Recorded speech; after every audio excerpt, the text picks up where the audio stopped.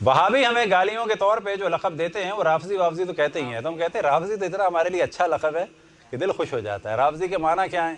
یعنی ان کی مراد یہ ہوتی ہے وہ لوگ کہ جنہوں نے ان کو چھوڑ دیا، ان کو چھوڑ دیا۔ ہم کہتے ہیں یہ تو آپ ہماری فضیلت بیان کر رہے ہیں۔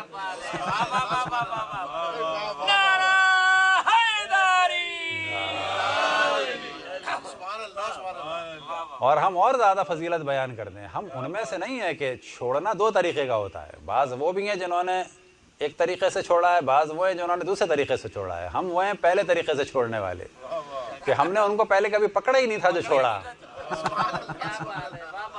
تو یہاں پہ کہا جائے گا دیکھا ہی نہیں ان کی جانب، اللہ سبحانہ و تعالیٰ کا شکر ہے۔ لیکن اگر کسی نے کبھی پکڑا ہوا تھا اور چھوڑ دیا تو وہ اور زیادہ، تو اللہ ان تمام اقسام کے چھوڑنے والوں کے درجات کو بلند سے بلند فرمائے۔ تو رافضی تو بڑی اچھی صفت ہے، اللہ کا شکر ہے ہم نے اہل بیت کے علاوہ ان کا کسی کا دامن ہی نہیں پکڑا، نہ اس پکڑنے کے قابل تھے۔ تو ایک تو ہمیں کہتے ہیں وہ رافضی، ایک ہمیں وہ کہتے ہیں صفوی۔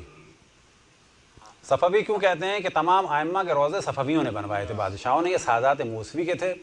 ان کے جو گناہ ہیں خدا ان کے گناہوں کو معاف کرے، نہ وہ ہمارے لیے ولی اللہ ہے، ہم نہیں مانتے بادشاہوں کو ولی اللہ، نام ذل الہی کہتے ہیں، لیکن انہوں نے جو ائمہ کی خدمت کی، اللہ ان کے درجات اس خدمت کی وجہ سے بلند فرمائے، اور جو ان کے گناہ ہیں وہ ہمارے نہ ذل الہی ہیں نہ ہمارے اولیاء ہیں، اور نہ انہیں ہم کچھ سمجھتے ہیں جیسے کہ لوگ سمجھتے ہیں اورنگزیب کو یا دوسروں کو، محمود غزنوی کو یا التتمش کو یا دوسروں کو، ہم نہیں سمجھتے۔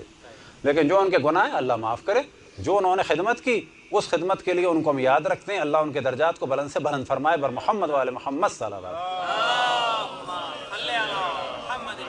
کیونکہ صفوی واحد وہ لوگ تھے کہ جو عثمانیوں کے شر سے جو ہے بچاتے تھے ان سب کو، تو ان کے لیے صفوی بڑا پریشانی کا سبب ہے، یاد رکھیں۔